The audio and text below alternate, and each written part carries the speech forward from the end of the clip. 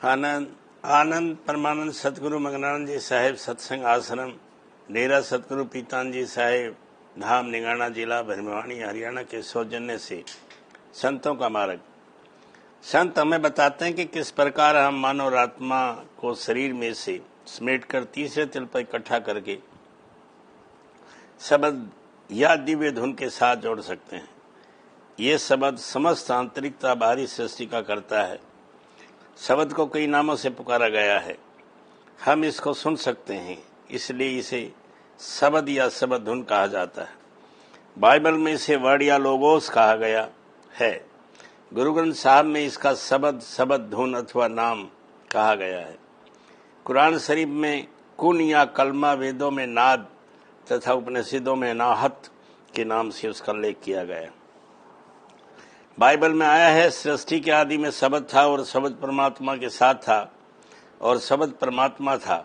यही आदि में परमात्मा के साथ था।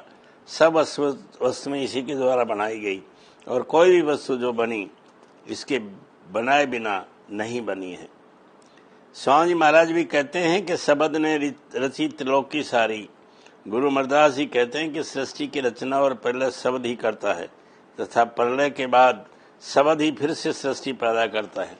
आप कहते हैं उत्पत्त परली शब्द होवे, शब्दे ही फिर अपत होए। गुरु नानक देव जी कहते हैं कि धरती और आकाश की रचना शब्द ने ही की, शब्द ने ही सब कुछ बनाया। शब्दे धरती शब्दे आकाश, शब्दे शब्द वह्या प्रकाश, सगली सृष्टि शब्द के पाछे नानक, शब्द घटे घटाछे। शब्द ही सृष्टि का करता, पालनहार तथा संहार करता है। गुरु ग्रंथ साहब में इसे शब्द अनहद अनाहत सत सहज बाणी गुरबाणी धुर की बाणी सच्ची बाणी हुक्म कहा गया है।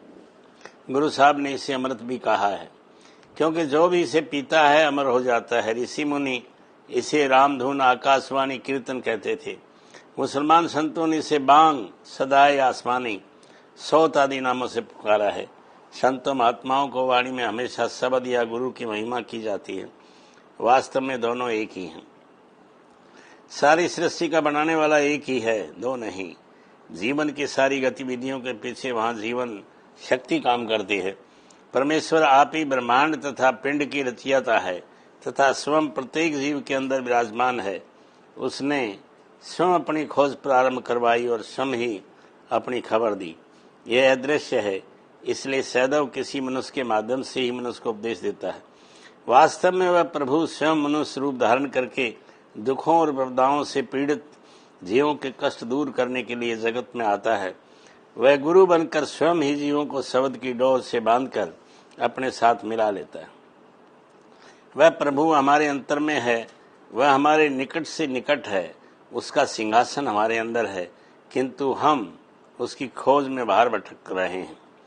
वह हमसे दूर इसलिए है कि हम अपने अंदर प्रवेश नहीं करते। इसलिए बंधुओं, यदि आपके मन में प्रभु का प्यार है और उससे मिलने की सच्ची तड़प है, तो किसी पूर्ण महात्मा की शरण में जाओ और उसके बताए हुए मार्ग पर पूरी लगन से चलो।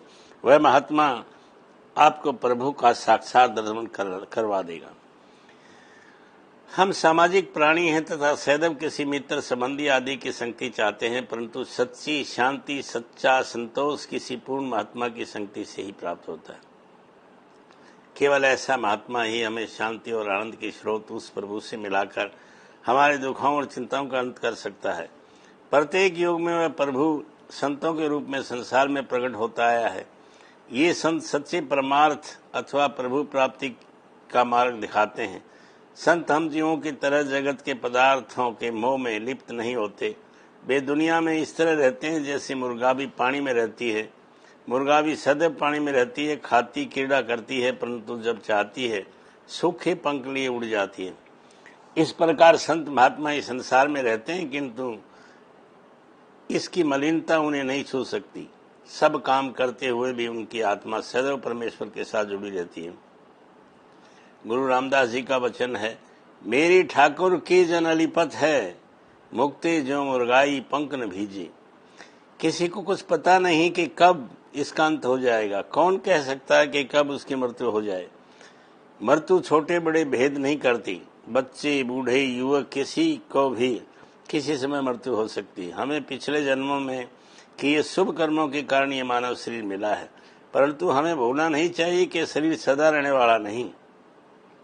इसलिए हमें इस जन्म में इस मानव शरीर को जल्दी से जल्दी तो अधिक से अधिक लाभ प्राप्त कर लेने चाहिए।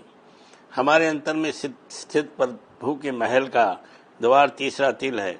इस द्वार में प्रवेश करके हम यहाँ पर सदैव गूंज रहे शब्द के साथ जुड़ना चाहिए। इस शब्द के अभ्यास से हृदय में प्रभु की सच्ची प्रीति उत्पन्न होती है। ये शरीर, ये यौवन तथा ये श्वास सदैव रहने वाले नहीं। अतः हमें प्राप्त समय को व्यर्थ में न खोकर इसका उचित प्रयोग करना चाहिए। किसी महात्मा की शरण लेकर प्रभु के सच्चे नाम या शब्द से जुड़े जाना चाहिए। यह शब्द हमें दिन रात अपनी ओर बुला रहा है। उस शब्द से जुड़कर प्रभु को पा लेना और संतों का उपदेश का सार है।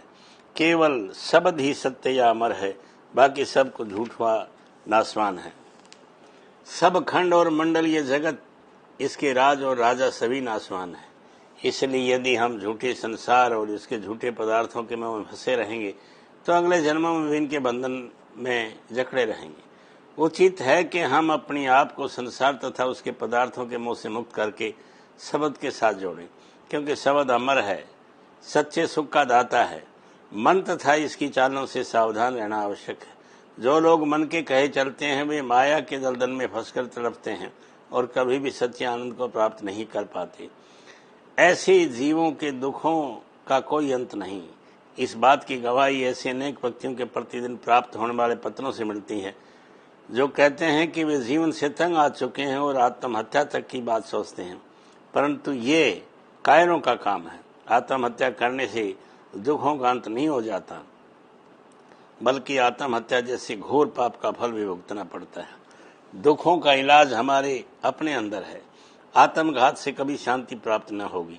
यदि हमारा गुरु से प्यार है तो कभी स्वप्न में भी आत्महत्या का विचार मन में नहीं आने देना चाहिए। आत्मघाती सीधा घोर नरक में जाता है, जहां उसे अवर्णनीय दुख भोगने पड़ते हैं। इसलिए आत्महत्या के बारे में स्वप्न में भी नहीं सोचना चाहिए। यदि मृत्यु से ही दुखों का निवारण हो सकता है तो इससे सुगम और सस्ता सौदा क्या हो सकता है, परंतु नहीं। ऐसा करने से जो दुख मौत के बाद भुगतने पड़ेंगे वे वर्तमान दुखों की अपेक्षा कई गुना अधिक और गंभीर होंगे। गुरु नानक देव जी कहते हैं, नानक दुखिया सब संसार, सो सुखिया जिस नाम आधार। आनंद